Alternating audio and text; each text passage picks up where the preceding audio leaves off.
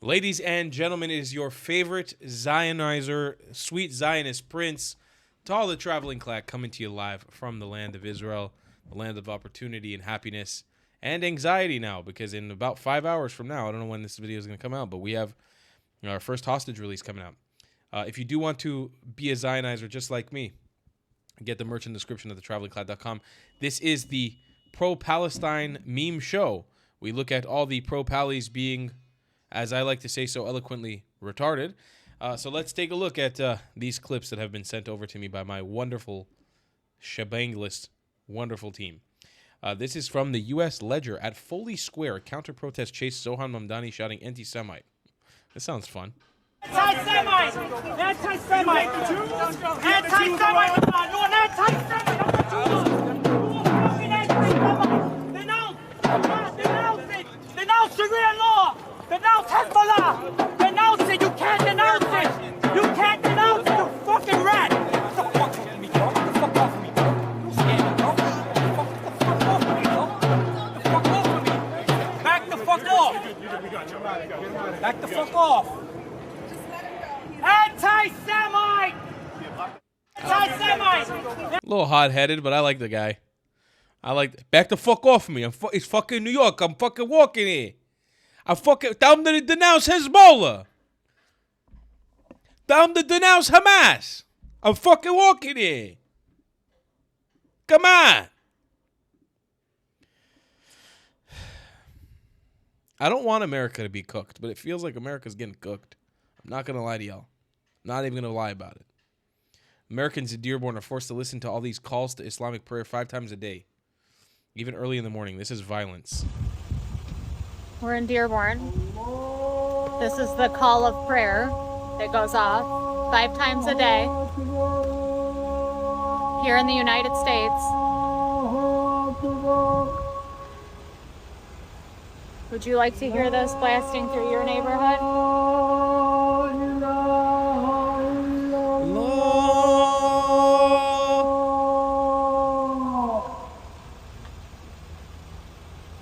They don't have a choice of whether they hear this or not.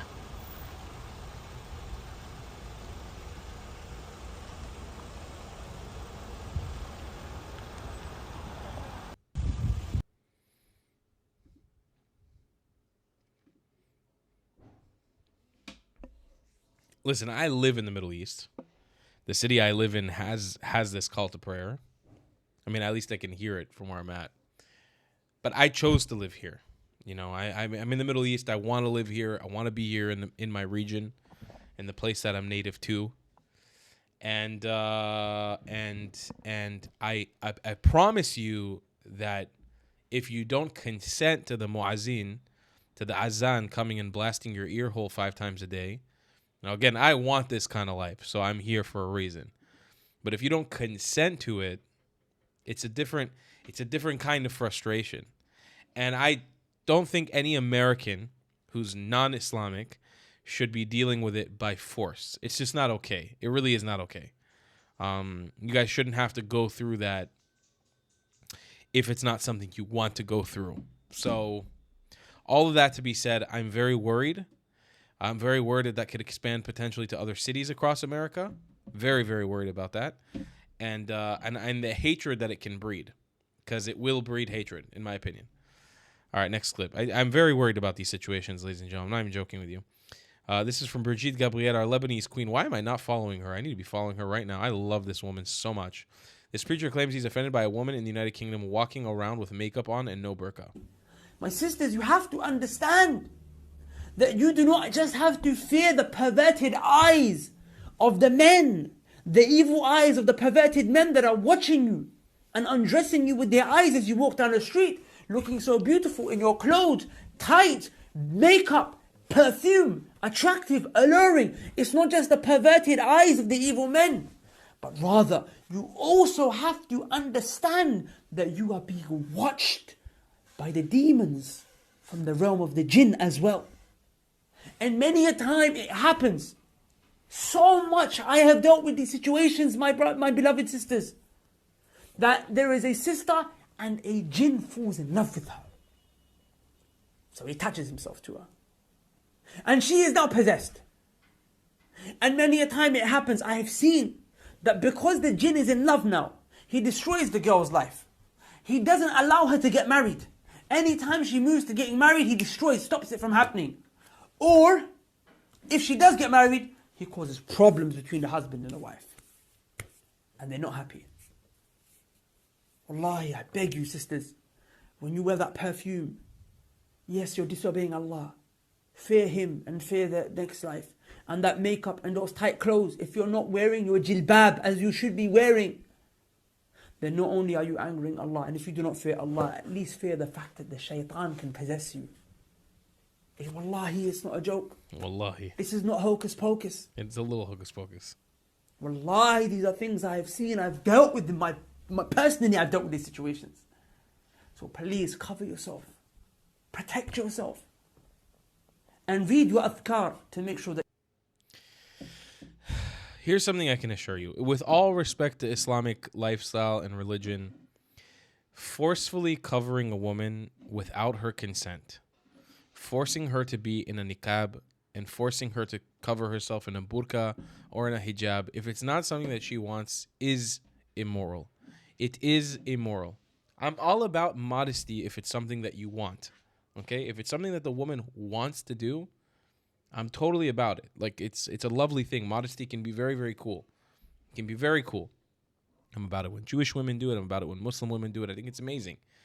But it has to be the choice that we allow her to make. We cannot push or try to influence that decision by saying that there might be repercussions from a demon or a devil or if you guys don't know what a jinn is, a jinn in Islamic theology is like a demon-like creature that can infest your brain and your soul. You can't force women, okay, to cover up if it is not something that they want to do. And it's very, very scary, this reality that it's being enforced in the West. Because I wonder how many sweet, innocent, good Muslim women in the West are forced because of their community to be wearing a hijab or a burqa or a niqab. It's very, very sad to me that they're in the West and they can't even reap the benefits. It's only the Islamic men who are reaping the benefits of the West. Very sad reality. Next clip here is Allah is a Zionist. Let's see.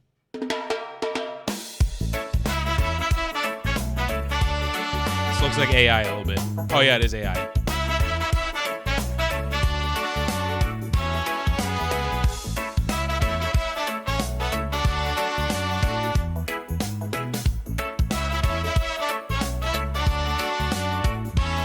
I was raised on the stories full of fire and pride.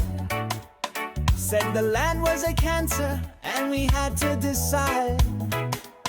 From 48 to 67, we gave it our best. Yom Kippur in 73, we failed that test. We marched with the slogans, with rage in our eyes. From the river to the sea, and the world full of lies. But the more we attacked them, the stronger they grew. So I opened the Quran, and guess what I knew? I'm a good Muslim, I love Allah. And Allah, He loved the Jews, wallah. I prayed for defeat, but they just won. So maybe Allah picked the Zion. Now I wave the blue and white, I sing along. I'm Yisrael Hype, that's my new song. If Allah's got a favorite side, I insist. Allah, my friends, is a Zionist. Is a Zionist. This is nice. October the 7th, we tried it again. But we lost more than fighters, we lost all our friends. Then came the 12 days when Iran took its shot. And we waited for miracles, but none we got. I fasted and begged Him, Ya Allah, come through. But He parted the skies and stood with the Jew. It's not hate, it's just math. I've done the addition. Maybe Zion was always a divine mission.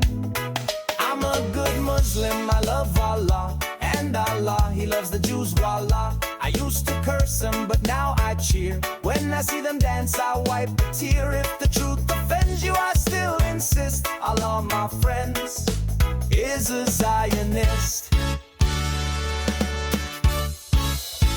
All right, I want to give some credit. I mean, I know it is AI, but still somebody went through the effort of writing these lyrics, probably.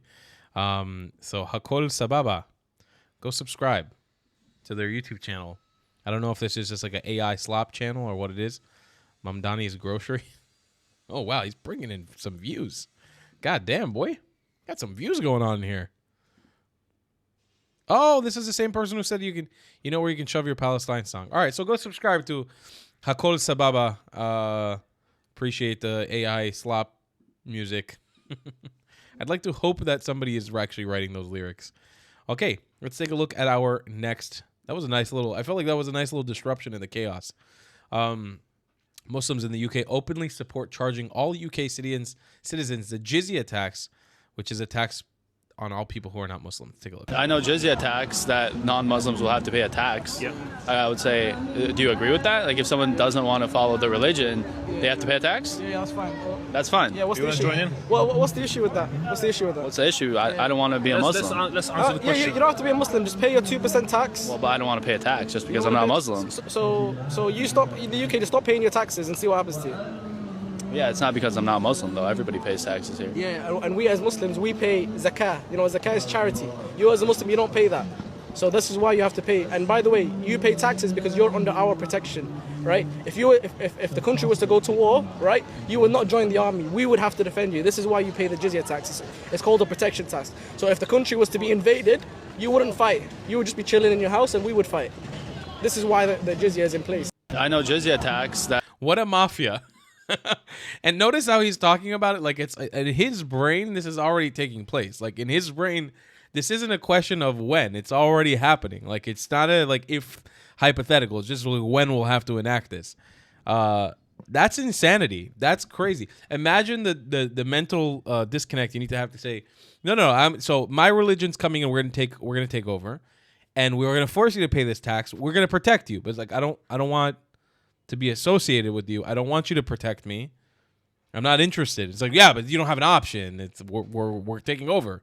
So we'll protect you and you just pay your 2% tax. We'll do charity called zakat or tzedakah. They also stole this concept from Judaism. Don't forget that. I don't want to say stole, but that concept comes from Judaism or comes from the Israelite religion. And they say, no, because we're the holy Muslims, we can pay zakat.